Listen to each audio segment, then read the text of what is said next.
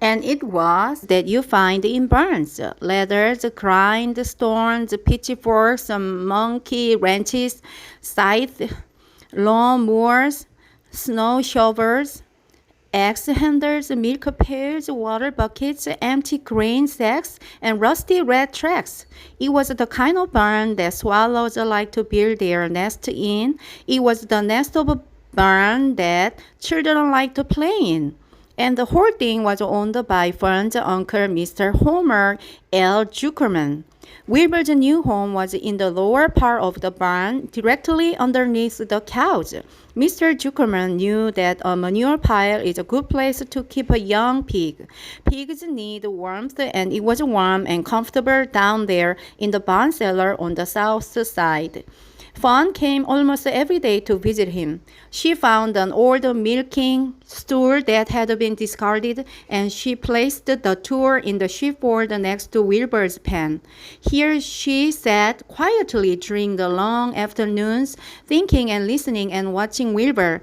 The sheep soon got to know her and trust her. So did the geese, who lived with the sheep. All the animals trusted her. She was so quiet and friendly. Mr. Zuckerman did not allow her to take Wilbur out, and he did not allow her to get into the pig pen, but he told Fern that he could sit on the stool and watch Wilbur as long as she wanted to. It made her happy just to be near the pig, and it made Wilbur happy to know that she was sitting there right outside his pen. But he never had any fun, no walks, no rides, no swims.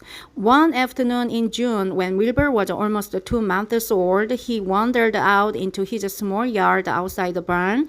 Fern had not arrived for her usual visit. Wilbur stood in the sun feeling lonely and bored.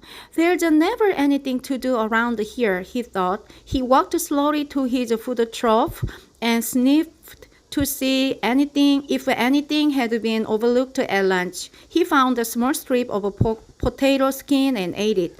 His back itched, so he leaned against the fence and rubbed against the boards. When he tired of this, he walked indoors, climbed to the top of the manure pile, and sat down. He didn't feel like going to sleep. He didn't feel like digging. He was tired of standing still, tired of lying down.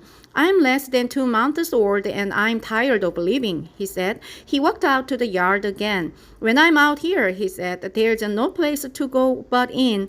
When I'm indoors, there's no place to go but out in the yard. That's where you are wrong, my friend, said a voice.